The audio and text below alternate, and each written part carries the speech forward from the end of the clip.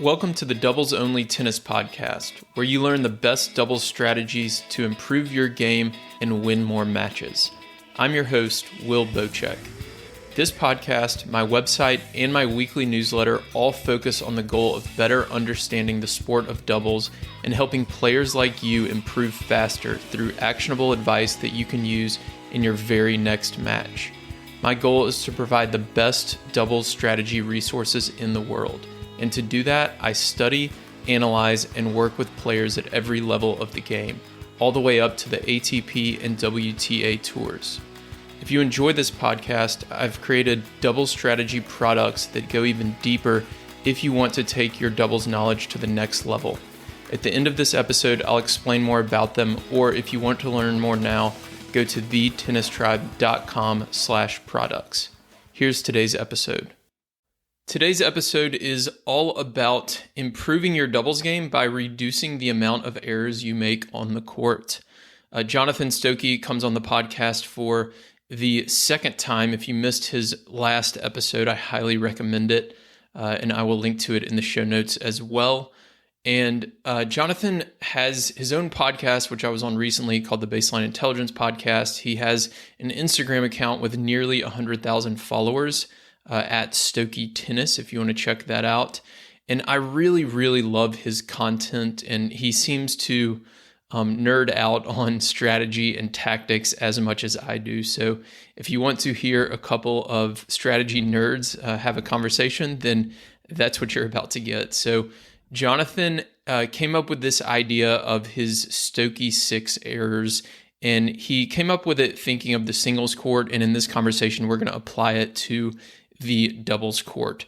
So it's all about cutting these very specific errors that he feels like are the most common things that happen on a tennis court. And if you can reduce even 2 of these errors, then I guarantee you're going to improve your game. So in the conversation, we talk about drills that you can do to reduce some of these errors. We talk about mindset tips and a lot more. So be sure to check out all of Jonathan's stuff after you listen to the episode as well. And I will link to everything in the show notes. But again, this is a very strategic, very tactical episode that I think a lot of you are going to get a ton out of if you can really work on cutting those errors, because tennis, like I've said in the past, is a game of errors. So your focus should be on reducing errors, not hitting more winners. So without further delay, enjoy this conversation with Jonathan Stokey. Hey everyone, welcome to the show. Today we have a returning guest, Jonathan Stokey, back. Welcome, Jonathan. It's great to be here. So I wanted to have you back on because I watched your YouTube kind of coaching session with Peter Freeman from Crunch Time Coaching. He's actually having TennisCon 8 here coming up shortly. And you went over the Stokke Six, and y'all were more focused, I think, in that conversation on singles. And these are basically 6 errors that if club level players that they can avoid, they can dramatically improve their game. And I wanted to have you on to do this for doubles. So talk a little bit about, I guess, to start, where the Stokke Six came from and kind of the story behind it. Yeah, so I think it just starts with my overall philosophy. And again, these are just things that I experienced as a player myself when I was a junior and when I was an All-American at Duke. And then I have experiences as a coach watching my players. Even more so, I'm more aware of these things. So the number one basic philosophy is that points are lost, not won. Yes, occasionally you will see a club level player just hit a great shot and win a point. I understand that happens. But the majority of points I watch and I experience as a player are, generally speaking, lost. And so the bigger piece of the pie, if you're looking to get better and improve, I'm always going, can I just get this guy to stop losing so much? Like that, it sounds so negative, but like I'm watching you and you're just losing points over and over, and they end up happening in a very, very similar way. So I get a little bit of pushback online where people are like, no, you don't understand. If you saw my 4-5 league, like points are won all the time. Maybe that's the case. Like I haven't seen 4 or 5 it's play. not. It's not. I highly doubt it. I don't want to sound preachy, but all I can say is just in my experience as a coach and a player, that is a fundamental principle that once you accept that, you can actually make a very quick leap. Points Yeah. are usually lost, not won. And so we've got to learn how to reduce them. So that's kind of like where it came from. And I started going, well, the other part too, actually, sorry, is Scott Fawcett was on my podcast. So he's a very famous golf tactician. It's all about math. And he has 5 stats called the Tiger Five. And so Mm-hmm. golf is very similar. It's not about making birdies, it's about reducing double bogeys and bogeys. It's a very Mm-hmm. similar concept.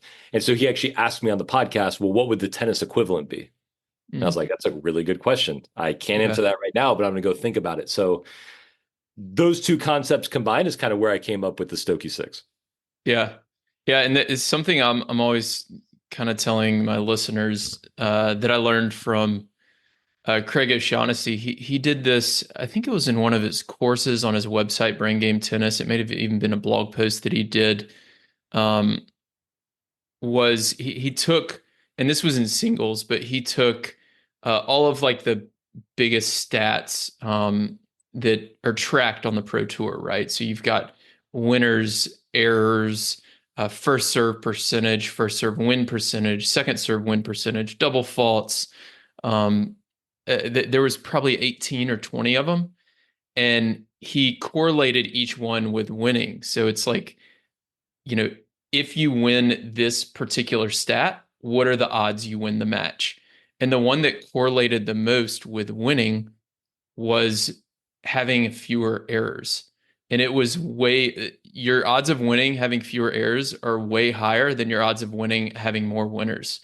Um, and honestly, I've got the data. I should do this for doubles at the pro level. And then I work with a company called Tennis Analytics who uh, gets data for pro matches as well as like club level matches at times. And when you look at the stats across, whether it's 4 or 5 tennis like you're talking about or pro tennis, uh, the stats change a little, but not that much. Like and I hear this from listeners or people on email all the time too. It's like, oh, but that's pros. Like they're playing a totally different game. And it's like, no, they're not. The winner to error ratio, for example, Tennis Analytics has a good chart on this. And it's like, I think pros hit 3 or 4 winners for every one error. And 3-0 players hit, I think, 3 winners for every one error. I think pros it's 4-1 and club level it's 3-1 or maybe the opposite. I don't remember, but it's like it's the same trend, right? It's like the same idea. Right. And I did an Instagram reel. This was probably a couple months ago now. And just going back to the whole idea of errors, I think people, if I want everyone out listening to like do a deep dive and actually think about this maybe for a couple minutes after, but I think people are more afraid of what their opponent can do to them and they're less afraid of actually missing. Mm-hmm. So they miss a lot of balls that if their whole objective was just to make it, they could. But they went for an aggressive shot and then ended up missing because they either were worried that if they just put it in play, their opponent would hit a winner, which won't happen that often, Mm-hmm. or they go, well, I have to make my opponent miss. And I'm Mm-hmm. like, no, bro, they're going to miss for free. Like, Yeah. you just got to give them a chance. Like, yes, there's a place in the game for forcing errors. I'm not dismissing that, Yeah. but they feel this pressure to always be doing it, and it just leads to them missing more. And so if you go, you know what, if I made my last shot in the point, I played a solid point, Mm-hmm. you'll be surprised, number one, how relaxed you feel, but you actually won't hit less winners. Like you'll Mm-hmm. still end up just accidentally hitting the same amount. It's just you're going to miss a little bit less. And now that 4-6 set will become a 6-4 set because you just got rid of 4 stupid mistakes. Mm-hmm.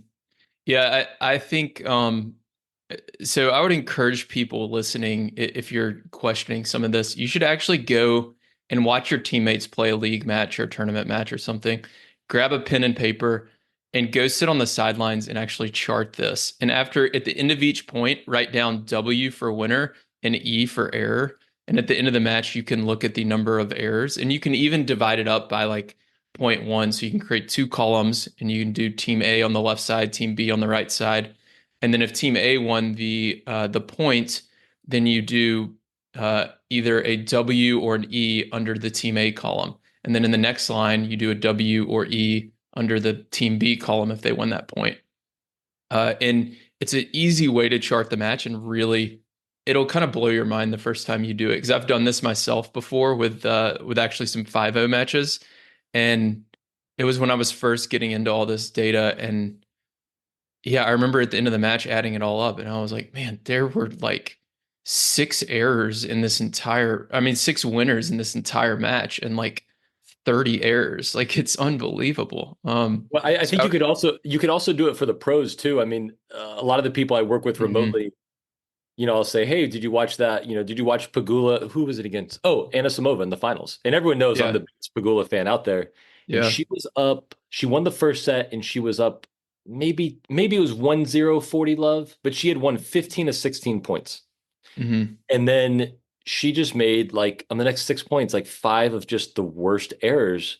And I was like hmm, pulling my hair out. I'm like, oh, just be solid. And she won the tournament. She's one of the best players in the world. And even she will give away a ton of what she would probably call free points. And right. Samova is also in the finals, and she was doing the same thing right back. Like, there's just this myth that people are just always playing this amazing tennis and it's constant, and errors and poor points are the outlier. And it's the exact opposite. And once Hmm. you embrace that, tennis gets a lot easier to get better at. Yeah, it gets a lot easier to win for sure. You're somebody I feel like every time we talk, we could go on for like 2 or 3 hours because you love the stats and strategy and tactics as much as I do. Let's dive into the Stokke Six. So, what is number one? So number one is missed returns. The first three are in the first four shots, but the most Hmm. common one is going to be a missed return, right? So And why the first four shots? just because we know that points are short, so a majority of points are four shots or less. And then Right. obviously we know from Craig's data that the most common point in tennis are the rally length is one, which means a serve was made and then a return was missed. Like that happens the most. And so you go, if I can just make more returns, once I'm in the point, you're probably winning 40, 45% at worst, even if you think your Hmm. return is not that great. So instead of worrying so much of, I got to hit this amazing cross court by my opponent, or I've got to hit this sick down the line, just make the return. And Hmm. yes, there are going to be times where the opponent hits a serve that's really quality. It's not your fault. That's fine. That's part of the game. But we're talking about maybe some easy second serve return errors, or Hmm. you're missing a return wide. I mean, right before we started it, the doubles court is 36 feet wide. Like, Yeah. why are we missing a return wide? Because we're scared of the opponent net player who probably is just like you and isn't fully comfortable at the net and doesn't finish every volley. Yeah. So that's just one I see a lot is we've got this huge court. A lot of times the serve is not incredible, and we're just donating 1 or 1.5 points per service game to our opponent because we've just not put the return in play. And Hmm. so part of what goes with that is getting a little more comfortable with maybe occasionally you're going to make a return that's not that quality, and they will hit a volley winner, and Right. you clap your racket and you just play the next point. And you You move don't on. you don't Yeah. start going, what I should do is maybe just add a bunch of risks to my return. And now instead of them hitting one or two volley winners, I'm just going to give them three free return errors. Yeah. That's And, not that's Go ahead. yeah, and really like what one thing I tell people is like you're waiting, even if they're like making a quality first serve, you're hitting a return in, they're hitting a volley winner, they're just doing their job, right? And what you're doing, especially against teams who are good at serving, right? That means they have a good server and a good net player. Uh, and what you're doing is trying to make a high percentage of returns, like you're talking about, and you're waiting for that one game where the server misses three or four first serves and the net player misses one or two of those volleys. And then that's your opportunity to break. So you want to stay consistent, like you're saying, with those returns. And something that we talked about last week on your podcast. So people listening, Jonathan hosts the Baseline Intelligence podcast, which you should check out. I was on recently. And we talked about the lob return, and I think it was something I found in the data doing the Team USA scouting for the Olympics at the pro level, the highest level in the world. This is studying Tommy Paul and Taylor Fritz. Um, Tommy Paul's lob return off of first serve, his win percentage was better than his driven return off of a first serve. So at the club level, I would imagine that might even be more effective because our overheads are so much worse. And the lob is pretty similar. Like maybe we won't get it quite as deep, but the net player is not going to be able to backpedal as quickly. And if they do, their overhead's going to be much worse. So I would encourage people to really add that lob return to their game, especially against first serves. And then the other mistake in doubles that I see is against weak second serves, people trying to just pummel the return and they make errors.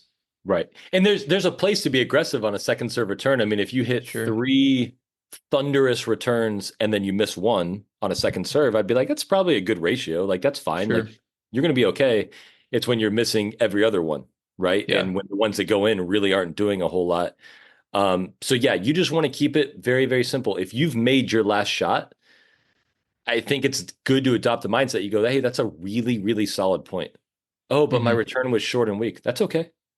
Like, Yeah. I know you didn't mean to, but if that's your mistake is hitting a weak ball in, and then when you hit your average or good shot, they're even better, like that's a ton of pressure over time.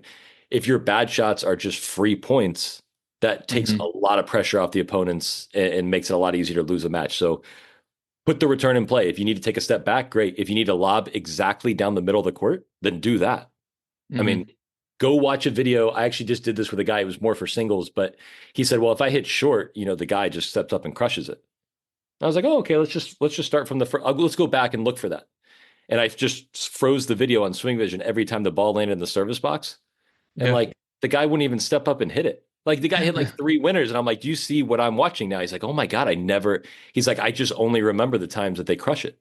And I Yeah. feel like that's how everyone sees it. Oh, see, he's just going to put an easy volley away. Yeah. Yes, 5 times a match. The other 50 times, you're going to be just fine. So, Yeah. number one, make returns. Yeah. All right, let's move on to number two. So I put this down as miss plus ones. And in doubles specifically, I am referring to a baseline shot.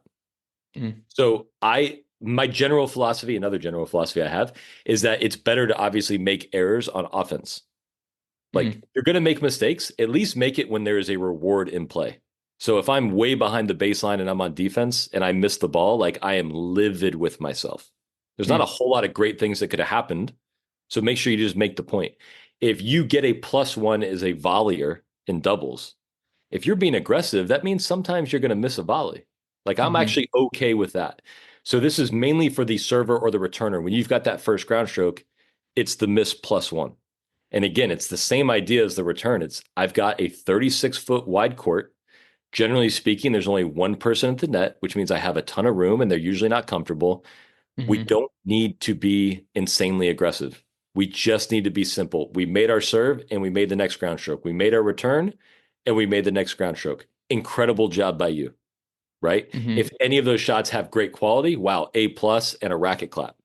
But you don't have to have that every time. And so, again, if you just go back and watch people play, it's a lot of off balance shots. They might go down the line on the first ball trying to pass them. They might be worried about the person in the net and dump that first ball in the net. So, again, it sounds very, very simple, but like, I think if you go back and watch your matches, and again, if people aren't watching their matches on video, that's an issue. But I'll bet you most players have 10 or so first ball ground stroke errors in a doubles Hmm. match. And you're like, the goal is to get that to five. Yeah. Like you can't just not miss. That's impossible. But let's just reduce those plus one errors. So with these plus ones in doubles, it's a little bit different, like you said. So we've got the net players. I think if we're just talking about the server and the returner, a big component of it is going to be shot selection, right? So recognizing if my plus one is more of an offensive shot versus a defensive shot. Talk a little bit about that and how we can reduce our errors on the plus one, maybe for offensive shots and then defensive shots. Are you saying how you can reduce it like technically or like just the mindset? No, just like the mindset and shot selection. So I'm thinking like a lot of times I'll see a server hit a good first serve, a weak return comes over the net, and they have a short forehand and they miss it.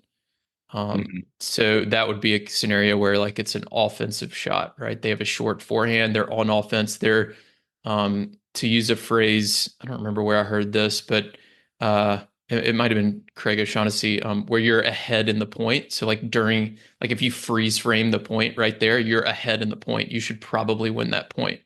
Hmm. and then they make an error on that serve plus one. So that would be offensive. Right. So like again, for me, it's hopefully it doesn't sound like I'm contradicting myself. I don't mind the occasional error if it's on offense. Because if you're hitting a ball Mm-hmm. faster and you're trying to do something, it's a little riskier. Like I Mm-hmm. actually had one parent one time say, I just want my daughter to hit faster, but also just be more consistent. And I was like, oh, that's all? Like, that's all you, that's a great idea. Like, I had never thought about that. So, like, if I'm asking you to step up on a short ball and play offensively, you will Mm-hmm. randomly miss some balls. And by the way, that means sometimes you're going to miss in the net because you're hitting faster. You can't hit with pace and height, right? Mm-hmm. Missing wide on a short plus one is probably not ideal because, like I said, the court is huge and the net player is probably scared of you to begin with. So there's no reason to be going angle. But I'm okay with that occasional, I'm 3/4 court and shorter. You Mm-hmm. should absolutely step up and apply a little pressure. That's fine. Yeah. And again, you just have to keep this tally in your head. Are you missing every other one? Then you're being too aggressive. Are you Mm-hmm. missing one out of every five of those short balls? That's great. You're probably right where you should be. If the returner is constantly putting me behind the baseline or in an uncomfortable position, that's where I would say, I don't care if it's a lob. I don't care if you go through the middle and it's a high volley for your opponent. Let's just be solid Mm-hmm. and accept that they have earned the right based on their return or whatever it was, that they have put me in a bad position. I've done my job being solid. I've made them hit a volley winner and I can move on with my life. There's definitely a different mentality to those 2+1s. And as always, the rules is always it depends. Like every situation is different. These rules are generally speaking, but that's a good kind of different mindset for the short ball versus the one from behind the baseline. Yeah. Yeah. That makes sense. I think those defensive shots, practicing that defensive lob is so big. There's, especially from the deuce court, there's so many players who try to hit this running down the line forehand winner when they're like off balance and on defense. And it's like, man, that is a 1 out of 5 shot. Like that is, if you want to win the match, that's not a good shot to be going for. Right. All right, so let's move on to the next one. I actually almost, you know what? I may end up removing this one in the future. Stay tuned. Number three is Okay. double faults. Okay. Okay. And the reason why I would remove it is because this is something people are so sensitive towards. They finish a match. I had double faulted like 6 times. Okay. Hmm. And I'm like, okay, well, that means you played, I don't know, 80 other points. Like, do you know how many of anything else you did? No, just double faults. It's the only thing you want to keep track of. So Yeah. I don't want people to obsess about it too much. But again, just with being solid, let's make sure we're making our serve. Oh, Hmm. your second serve is slow and oh my God, they've been ripping it. Okay, make them rip it. And guess what? Hmm. If your second serve is so slow for whatever your level is, let's say I'm playing in a 4 or 5 league and my second serve is so weak and they're ripping it, then we'll just play two back, Yeah. and we'll be able to make that ball. Like we can figure something out, but we need to make them play. And sometimes people either go for too much on their first serve, and so they're just having to hit a lot of second serves. Sometimes they're so Yeah. worried about the returner. But again, you're just donating free points. And so at Duke, it used to be a pro set when I was there, but I'd go back and check and I'd be like, okay, you missed 8 returns, you double faulted 4 times. So that's 12 points that our opponents never had to play against you. Hmm. They just had to make a serve or just stand in the box while you miss serves against them. That's a lot of Yep. points you're donating. Yeah. What if we cut it down to 6?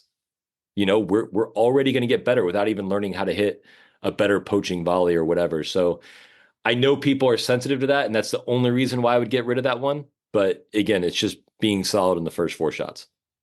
No, I think it's an important one, especially at the club level. I feel like it's less common at the pro level, but I mean, to be honest, I have analyzed some players who that double fault percentage creeps up to near like 10% at the pro level. And when it gets around that like 7-8% mark, like it's something they've got to work on.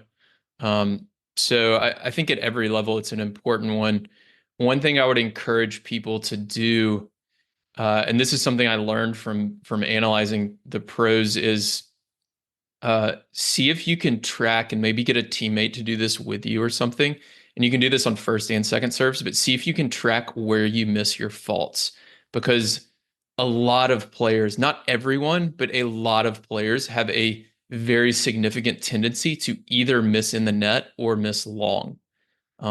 So there was somebody I was analyzing a few months ago, and I just looked at 3 matches, and the player had double faulted, I think 20 times in 3 matches or something, and 17 of the 20 second serve misses were in the net. So it was like insane, like 85% in the net. So it's like, okay, just make sure all your double faults are long. And if you Mhm. do that and just simply aim higher on all your second serves, you're gonna end up with, instead of 20 double faults, 15 or 12 or something like that in those 3 matches. So if you have one of those tendencies, it's really important to know that. Yeah, one side note I would make, and this is like a recent theme. I think every coach, gets stuck on things and cycles of their career because tennis is a simple sport. And so if you just said the same thing for 40 years, you get bored. But Hmm. one thing that's been working for me is like just asking yourself the question, is what I'm doing working? So you're like in that example, this person is hitting serves in the net. Okay. Hmm. You ask that person, is it physically possible for you to hit the next serve over the net? If I gave you $1 million, could you do it? They'd probably be like, well, yeah, I can do that. Like, okay, you should look into that. Yeah. You should probably do that, right? Well, I don't know if it's going to go in. Well, how's hitting it in the net every time working for you? And by the Yeah. way, now at least you've made the opposite error, so we have a feel for what might be correct.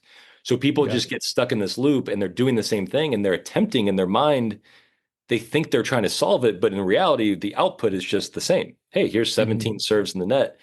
Just ask yourself, is that working? Can I do the opposite of that? The answer is usually yes, unless it's an emotional thing. And so Hmm. just let's just do it now instead of adding 10 more double faults in the net before we fix it. Yeah, 100%. Yeah, so step one is just recognizing where you're making the errors. So this player had no clue that 85% of their second serve faults were in the net. So making them recognize that. And then next time you go practice, like set up targets 2 feet behind the service line for those second serves and practice hitting those targets. Um, because a lot of people get caught up with like, oh, I keep missing in the net because it's like my elbow or I'm dropping my shoulder. And it's like, just aim higher. Like everything else will take care of itself. Just aim higher and Can it'll I, fix it.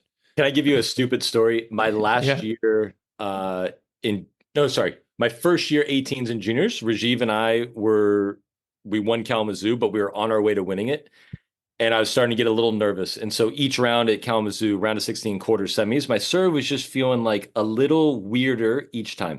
Hmm. It was going in, just didn't feel quite right. And we won Kalamazoo. Okay, great. So we're in the US Open in 2 weeks. That's awesome. I'm excited, but I'm also like, what the hell is going on with my serve? We played grass courts the next week, and I played Ryler to Hart, who ended up being a great college player. I think he got to like top 200 in the world.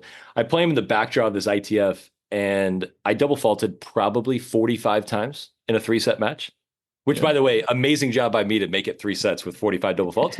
Yeah. But like, I was just lying to people. I was like, oh, I have a shoulder injury. Oh, like I just was making stuff up because it was so embarrassing. And I went home and I was at Vandermeer at the time. And Dennis Vandermeer was like, hey, can you hit a serve for me real quick and have it hit the baseline? I was like, okay. And like I did that. He's like, that's awesome. He's like, now can you hit a serve and hit the bottom of the net, the bottom square? I was like, yeah, I'm pretty sure. Boom. And he's like, okay, now can you just hit one on the service line, please? And I hit it right on the service line. I just looked at him. I was like, this is stupid. Like, what a stupid game, right? But like, he just made it athletic. I was kind of in my own head. He's like, you can hit deeper on command when you want. Like, Yeah. this is you're in your own head with this thing, and you can make these Yeah. small adjustments. And that was like a very helpful. There was also a tossing issue for me, which we fixed as well. But he was kind of like, you're making this bigger than it is. Yeah. Just go on the extremes. And so that really helped me. But I understand people getting stuck in the loop. But if you take a step back and just go, what's the issue? You can usually fix it. Yeah, I like that phrase, to go on the extremes, like just do the extreme one direction, the extreme the other direction, and then you can kind of narrow your gap and kind of your feel on the serve or whatever the stroke is. Yeah, I do that a lot with actually angle volleys when I coach people to hit angle volleys. I tell them like I'd rather you miss it because we're practicing like those super sharp angles from really close to the net. And I'm like, I'd rather you miss it in the net or miss it wide than miss it past the cone that I have set up because I want you feeling the ball off the strings and feeling that super sharp angle. And after you miss a bunch of them in practice, you won't need as big of an angle once you get to the match. So that Absolutely. makes it a lot easier. So let's move on to number 4. Number four, and these things layer on top of themselves. So, what Sure. I'd love people to start doing is like actually keeping a tally. So, I double faulted. Okay, that's one Stokke Six error, right? I missed a return. That's one. But number 4 is any ground stroke wide. Mm. So again, the court is massive. It's 36 feet wide. There's one player on the other side of the net that probably isn't this advanced elite net player. Missing a ground stroke going wider than those people, to me, is a complete mental error. And I understand that there's a physical breakdown because obviously you did not aim wider than the court. So something physical happened, but if you had picked a bigger target, that poor stroke would have still found the court somewhere, Mm-hmm. right? So going back to like the +1, if I missed a +1 wide, that's 2 Stokke Six errors at the same time. That's a 2-pointer. That's Mm-hmm. that's brutal. I hate that. Not only did you miss the first ball, but you missed it wide. So number 4 is any type of ground stroke missed wide, and it kind of goes back to what I just said. But missing it on the first ball is twice as bad for me. It's like you did two Mm-hmm. things at the same time. I just don't understand the concept, and a lot of times my recommendation would be like, don't even worry about the net player. If you're missing wide because you're we actually did a drill this morning where the ladies were in a very aggressive position, and then all of a sudden we started missing ground strokes wide. And I'm like, just for the record, I've only seen like 2 good volleys today. Like, or Mm-hmm. positioning is awesome, but we still can't volley any better. Like, we don't need Yeah. to be missing wide. So almost just delete that person from your mind, pick a big target, hit the quality ball. And if they end up poaching, good for them. It really doesn't happen that often. Mm-hmm. Yeah, it's something I think you talked with Peter about is I guess the margin of error on your shot. I think you had a different word for it, and y'all talked about the pro players, how theirs is a lot smaller. And recently, I actually did a Instagram lesson yesterday, one of those short videos on Alcaraz at the Olympics, and as of right now, it's being blocked by Instagram because of copyright issues or whatever. But I'll try to figure that out. But I think it's still up on Facebook. But Alcaraz hits this great inside in forehand winner from the ad court off of a lob from the opponent. So they were in a down the line rally. His opponent was in the ad court. He was in the deuce court. His opponent hits a backhand lob cross court, and Alcaraz is fast enough to run all the way around and get a forehand. He hits this inside in winner down the line. It lands barely outside of the singles line, like barely into the doubles alley. And it was one of the things I pointed out. Like he's not aiming for the doubles alley, like he's aiming for the singles court here. And I think for the club level player, we should basically never aim for the doubles alley. I think probably depending on your skill level, like if you're a 3-0 player, you should probably never aim for even within like 2 or 3 feet of the singles line, maybe even further. Um, and then as you get more advanced, you can get a little bit more aggressive with that. But talk a little bit about, I guess, that margin of error and if correct anything if I didn't explain it right. No, that's good. So this also, the idea comes from Scott Fawcett, Decade Golf, the guy that I have on my podcast, and I had followed him for years. He calls it a shot pattern. So Hmm. if I put a single tennis ball and I place it down on the court, let's say right in the middle of the ad court, depth and width wise, it's just right in the middle of that back box. And I feed Jesse Pagula backhands. I go, hey, hit that ball. Is she going Hmm. to hit that ball every time? No chance. Like Yeah. she's going to hit exactly where that one ball is? No way. She might hit it once every 30 times. Maybe. I mean, it's a very, Yeah. very small target. Maybe once every 30. But she'll be close to it because she's a pro. So she might miss it 3 feet left, then 3 feet right, then 6 feet short, then 5 feet long. Her pattern is probably 18 feet long and 7 feet wide on average. And of course, that Hmm. can change. When she's in trouble, it gets even bigger. But if you watch pros, you watch Novak play a tiebreaker, he hits a lot of ground strokes on the service line. Do you really think he was aiming for the service line? Like, there's no way. He Hmm. hit that shorter than he thought. And whenever a pro misses, they obviously hit it lower, wider, or deeper than they wanted to. And so a amateur shot pattern is absolutely gigantic. Yeah. So one thing I have, like the lower level player, I'm like, hey, you should just aim middle of the court. And they always say, well, I don't want to hit middle. I'm like, don't worry, you're not going to hit it where you're aiming. Like, that's actually the last place I think it's going to go is middle. And Yeah. so you have to actually be honest with yourself. And so when I'm hitting a cross court ground stroke in doubles, the doubles alley is 4.5 feet wide. I would probably say, like, for me, I'm aiming 2 feet inside the singles line, and I'm Hmm. a really good player. Oh, Hmm. you're a 3-5. I would even aim 4 feet inside the single sideline. So now you have a Yeah. 9.5 foot margin for error, which you are going to use a lot. Yeah. I think people, again, once you can accept you don't hit the ball where you aim, it gets very, very easy to pick these smart targets. Everyone always thinks like, oh, this feels good. Oh, I know I can hit this shot. And then they attempt it and then they go, why'd I do that? Hmm. And you just have to accept I have this pattern. I have this kind of oval. Where can I place that oval in the court? So most of my outcomes are positive outcomes for me. And that is Hmm. the whole idea. And that's why missing wide for me is like, I still have hair, thankfully. I have short hair, but like I want to just rip it out when I see one of my players miss wide. Yeah. Just move it in with the target. It reminds me of those players you see. This is probably exclusively at the club level, but who have these, and it's usually a guy. They have these big first serves. They're swinging really hard on these first serves, and their first serve percentage is like 30%. And it's like they get free points when it goes in, but they're like, oh, like my serve was just off today, and I'm like, dude, you're going too big. Like you 100%. probably have an over 50% first serve percentage once every 5 matches. Like this is not your serves off today. Like you're just going for too much. Um, Absolutely. it kind of reminds me of that a little bit. But one question I have for you with this oval is why do you think the depth is larger than the width? It's a really good question. I think because, especially as you get better, tennis is a lifting game.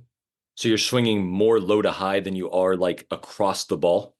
So Mm, if you saw someone and they swung straight horizontally, well, then if you don't time that perfectly, it could be a really, really wide dispersion. But if you're hmm. watching Pagula hit a backhand as she's approaching the ball, it's really more low to high. Hmm. So the strings are kind of on the plane that they're going to be on. Yes, if her racket is half a degree off, that accounts for the 3, 4 feet. Mm, But if she rolls it just a touch, or if she hits it one square off the sweet spot, well, then it loses mile per hour and it goes shorter, mm. right? So that is my actually no one's ever asked me that, but on the spot, that's what I would think is that since it's a lifting game, your Yeah. strings are generally facing the target. But if you hit it a little faster or if you hit it 2 feet higher on accident, well, that's going to go much deeper. Hmm. And so you can see pros will hit balls they hit balls on the service line all the time. I know people want to think they Yeah. never do, but they also miss deep. Yeah. So from the service line to the baseline is 18 feet. So if you watch someone and they hit one ball on the service line at that point, and then the next ball they miss 3 feet deep, you're like, wow, that was a 21-foot difference between those two shots. Hmm. I guarantee you where they weren't aiming at either of those two targets. They were probably Yeah. aiming three-quarter court Somewhere in the both middle. times. Yeah. Exactly. Yeah. Yeah, that makes sense. So like the swing path is a lot steeper at the higher levels. Yes. Yeah. Yeah, lifting Okay. game and the strings are on target longer. But again, I even for if I do this drill with a 3-0 and I'll put a ball down and I'll take a video so I can just show them where their balls landed, it's still an Hmm. oval. It's still Yeah. always deeper than it is wide. Hmm. Okay. What is number five? Ground strokes in the net. So again, it's the first obstacle in tennis. If you really want to never miss the net, you can. You just aim higher. Like it's Hmm. it's not more complicated than that. Now in doubles, why don't people aim higher? I actually don't know because most people don't like their overheads. It's a little bit awkward if there's a good opponent who gets very tight to the net. Sometimes that high ball is a little weird. And again, it's the same idea. Even if I aim high, let's say I'm aiming 5 feet over the net in doubles. Okay. Will I ever accidentally hit lower than I aimed? Yeah. Yes. So I'm still going to hit just as many of those nice low ground strokes that are tough for people to poach on. It's just going to be an accident. If I hit that ball perfectly, it might be a high volley for them. It might. It also might not. And if I accidentally hit it a little higher than I intended, now it's actually a really good lob on accident. But Hmm. no free points are being given. And I'm going to accidentally hit plenty of really, really effective shots. And even the one that might not be, people still miss volleys all the time. So again, net and wide airs to me are primarily mental. Hmm. I think if you aim and just play with discipline, even if your strokes are not amazing, you can probably really, really reduce those two. Missing deep is different for me, and it's not one of my Stokke Six because you have to have a closed racket face and get topspin on the ball at a certain point. And you're Yeah. going to have to miss somewhere. So, like, I can't just tell you to not miss, but missing net for me, again, it's not quite as bad as missing wide, but it's close. They have a battle. Yeah. Yeah. Missing deep, I feel like is usually if I miss deep, it's like a good miss, right? Like I missed a lob a foot or two long, or I hit a topspin forehand that I made good contact. I hit it well. It's just like, 8 or 12 inches long. That's a good miss. Yeah. Um, One thing with missing in the net, I guess with doubles, that's different is the formation or the positions of the opponents, right? So we can have one up, one back, we can have two back, and we can have two up. Even at the pro level, I do see players missing the net with two players back, and that's when I would talk about pulling your hair out. Like that's when I want to pull my hair out. I'm like, both players are back. How on earth could you miss the net? Like, why are you trying to keep the ball low? But with both up, I think the important thing is noticing the position of the two opponents, which player tends to close a little bit harder, and then you can use that lob like you're talking about.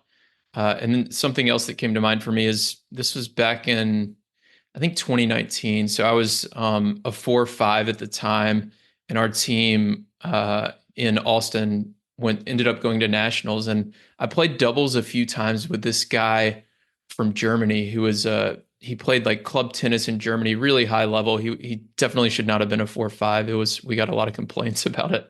But he hit these like really high topspin ground strokes. And when I would play doubles with him, we'd inevitably face some teams who would like serve and volley or both get to the net. And I was always about like dipping my forehand low at their feet. And he just kept his ground strokes the exact same. They were like 6 to 8 feet over the net, really heavy. They would land with a lot of depth if the ball got back to the baseline. And he didn't change them at all when the opponents got to the net. And it was crazy to me how much our opponents struggled with this ball. Like these were high volleys that in my mind were supposed to be easy, but because he had good spin on them, decent pace, and a lot of time he would put it on the backhand side of the opponent, like they would end up just shanking it short and we'd have an easy put away or they'd miss. It was really crazy to me. So I think for club players, sometimes those higher volleys, especially the high backhand volley, are really, really difficult, even more difficult than those ones you hit low over the net. And I understand the idea of, hey, there's two people up, so we want to dip it low at their feet. I absolutely understand that. And if you can Hmm. execute that, that's an awesome play. I'm all Yeah, for that. If you can make one and then miss one, you're not good enough to do that. yeah, You have right. to accept that and go, damn, hitting low would be the right play. I just don't have the ground strokes to do that. So I've got to aim with a little more height and just be simple and use my legs and track down one volley, and they'll probably miss the second one. Right. Hmm. But then I hear some people say, well, I have to try that shot because I'd have to learn how to hit it if I want to level up. Like I have to learn how to dip it at their feet. And I'm like, yeah, when you practice that on the ball machine or in your lesson, and it takes thousands and thousands of reps, if you just try Yeah, it 5 times in your 4-0 league match every other weekend, yeah, you're never going to learn how to hit a dipper. That's just yeah. not how it works. It's almost disrespectful to people who have learned the shot. Like it took me thousands and tens of thousands and watching video of reps to get really good doubles volleys. Hmm. It didn't take one virtual lesson and I went on the ball machine one day and now I know how to do it. And Yeah. so, uh, with all these things, we're talking about reducing errors. Like, yes, you do need to learn how to hit quality shots, but the time to work on that is not just solely in match play. That's Yeah, when you want to be 100%. simple. Yeah, 100%. Yeah, one of the drills that I haven't been playing recently, but last summer I was playing a lot more, and I was uh out there with one of my friends who coaches, and we would feed to each other. And one of the drills I would do was he would just feed me balls in the ad court because I returned from the ad court, and I would hit run around forehands, and I worked on those specific shots. I set up a target on the singles line, probably 4 or 5 feet past the net. And I would try to just roll it and dip it at that ad court player's backhand volley. I would also set one up 4 or 5 feet behind the net, right on the center service line, so right through the middle. And then I would set up a target deep just inside the singles line. So just to push the ad court player back. And depending on the ball he fed me, I would just choose a target and mix it up. But I would hit, I don't know, and he'd feed to me for like 10 minutes and I'd hit 100, 200 balls in like 10 minutes or something. I don't know how many exactly, but over the course of like a month or two, like those shots got a lot better. But yeah, Absolutely. you have to put in the work, 100%. So let's do number six. All right. So in my single Stokke Six, this would be a change of direction error.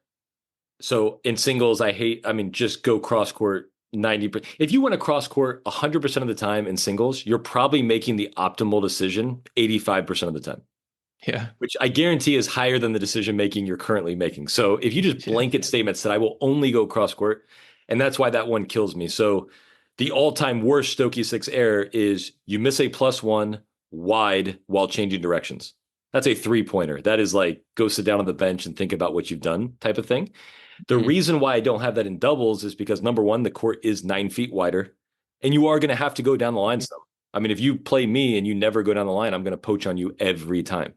mm, So there is some implied risk that you will eventually have to take. So that is not this. The number six for doubles I put is volleying wide.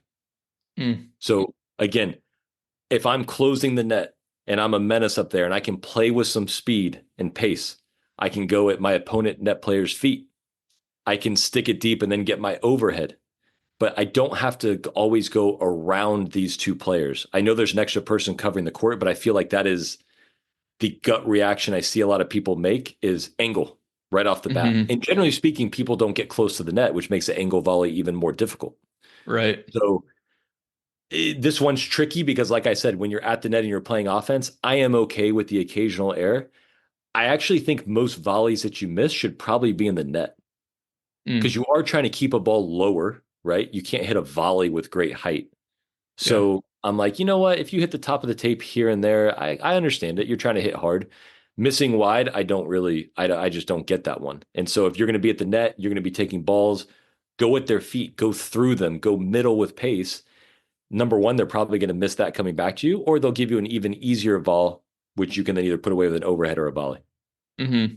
Yeah, I feel like I should do an episode on like the different types of volleys. I talked with, I think it was with Peter recently about all the different types of volleys, or maybe it was someone else. But um, yeah, I think some of these offensive volleys missing in the net is understandable, like you said. The one I have issue with is the transition volley. Like when I see transition volleys missed in the net, when somebody's like hitting a volley from the service line or from just inside the service line and they're moving forward, I'm like, this is not the ball to end the point on, right? Like this is a transition ball. I want you placing it deep to the baseline player and then getting to the net. And then on the next one, if you miss in the net, I'm okay with that. But I feel like so many players miss that transition volley in the net because they're trying to keep it low, and I just don't think that's necessary.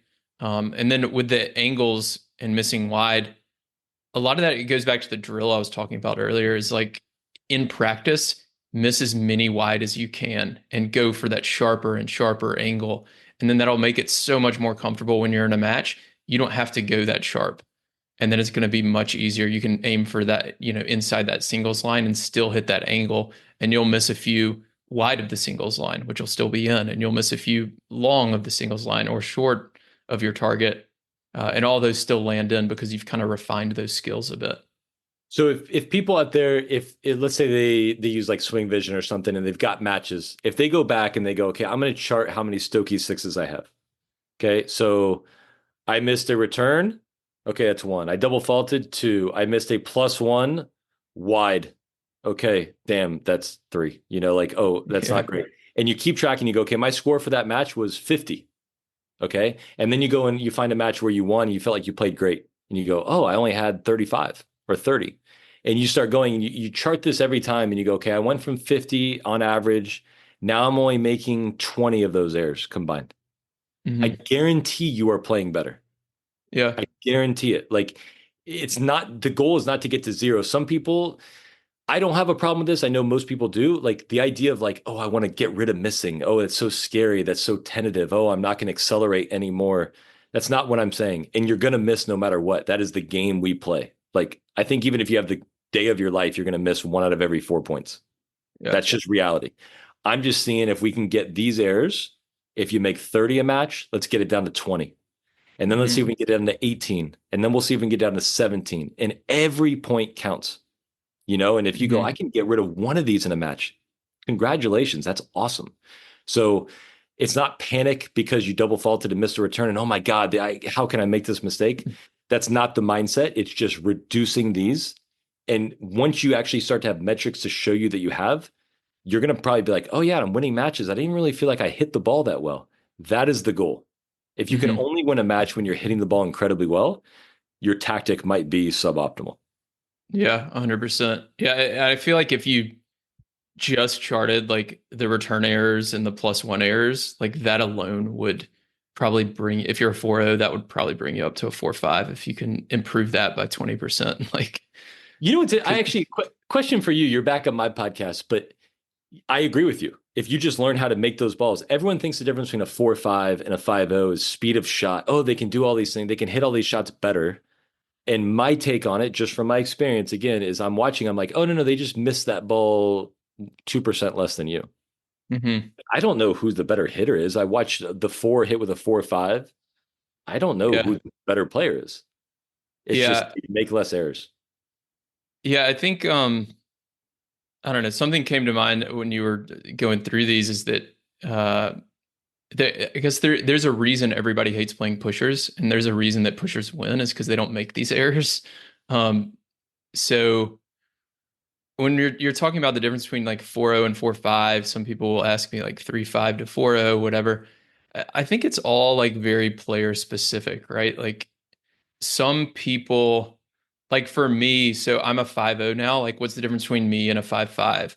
Like, I've probably maxed out my strategy. Like I go through doubles matches. I mean, if I went out and played right now because I hadn't been playing recently, I'd probably make some strategic errors because I haven't been playing a lot. But when I'm playing a lot of tennis, like I'll go through a whole match and after every point I'm doing this, like I'm like, okay, did I make any strategic mistakes there? Like I'm always making technical mistakes, but like, did I make a shot selection error or did I move to the wrong spot?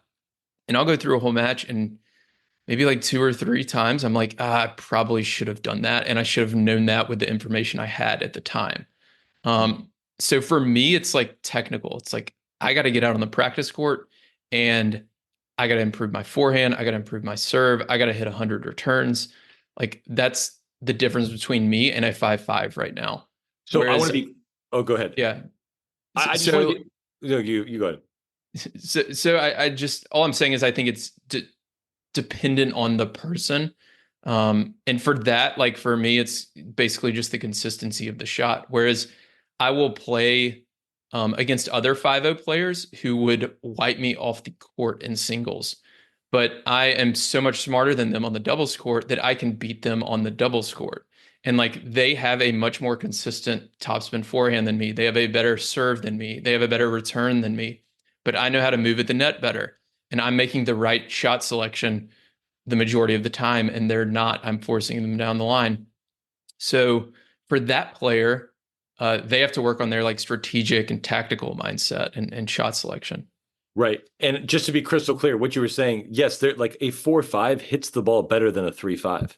A 5.5 hits it better than a 4.5. But when you said the technical element, and you actually added it after I interrupted you four times, like it's the consistency. It's learning to get my technique so I can be more consistent. It's not like, hey, Stokey, I got to get my technique better so I can add 10 miles an hour to my forehand.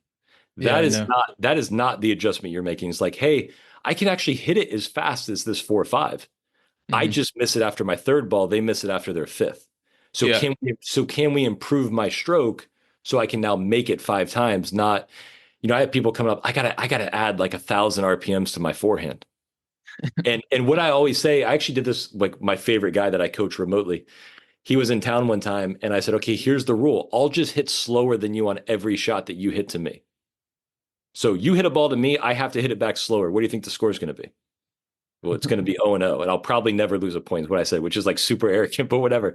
But my mindset was like, hey, I'm going to prove to you that it's not about the quality of the ball. The difference is you know that I'm literally never going to miss. Hmm. So how are you going to beat me? It's Yeah. going to be impossible, right? So my technique is good enough at that 4 or 5 level to hit slow and never miss. That's Hmm. why my strokes will add up. But no one would watch me and go, wow, he hits so fast. Wow, he hits so deep. They just go, Hmm. the guy's technique is good enough where he will never miss. Now that would end up breaking down if I was playing pros. Yeah. Now I do need to get my strokes better. So you said it right. It's working on that consistency with your stroke. Yeah, I think to borrow another phrase from Craig, he says how you hit the ball matters and where you hit it matters more. And I think that's just 100% true. So like if you are a 4-0 player, the best way I think to measure this is like figure out what shots you do need to work on and then set up those targets, hit 100 of them. How many times do you hit the target out of 100? That's your baseline number. And like in a month from now, if you hit 50 out of 100, in a month from now, if you are hitting 65 out of 100, then you've just improved. Like that's it. It's that simple. So it's like whether it's serve targets, return targets, forehand, volley, whatever it is, if you can set up those targets, and these need to be probably big targets generally, right? So we're aiming maybe for the back box to the ad court, and we just want to aim for that square, like that half of the no man's land rectangle. Well, what's one of the most important things with tennis, right, is having confidence. And if you have true confidence, it's because you have a mountain of evidence that supports you are who you think you are. So Right. I have been in the middle of the court playing doubles for 25 years. Yeah. I know this works for me. It's worked it's just worked all the time. So I know this is what I need to be doing. And I've made hundreds of thousands of volleys in practice and matches. So I feel comfortable on a match point sticking my nose out there. Now, if you don't have that mountain of evidence and you don't put yourself in these positions, then you're not going to have confidence to do these things. Right. So like you just said, if you can go out and hit that target 65 times, I have some evidence now that I have the shot instead of just going, I think I just kind of want to try it at 40 all. Yeah. Like, of course you're going to have some tension. Of course you're going to miss that ball. Yeah. So we could go on and on, I know, but let's hop off here. Any final thoughts or requests of the audience or tips you want to leave people with? Video your matches, chart things. It's objective data. Go watch yourself, chart the Stokke Six. And again, just the baseline idea that points are lost, not won. And if I can just learn how to stop losing so many, I can just lose a little bit less. That is where I make my first big jump.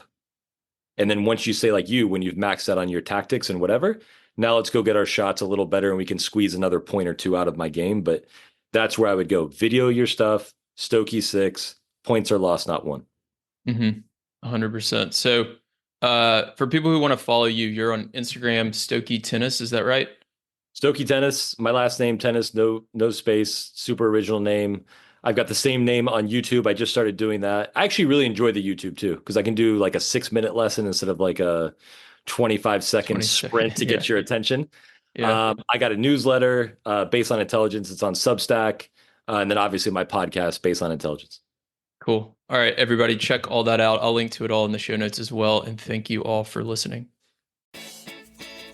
Thank you for listening to this week's episode of the Doubles Only podcast. If you're interested in diving deeper into any topics I discuss, I've created doubles strategy products that allow me to bring you more podcasts and other doubles content without relying on paid ads. I have ebooks and courses that help you make better strategic decisions during matches and become the smartest player on the court. Go to thetennistribe.com/products to learn more. You can also join my free weekly doubles strategy newsletter that includes video lessons and more on our homepage. If you want to connect, you can find me on Instagram, Twitter, and Facebook, or email me directly, will@thetennistribe.com.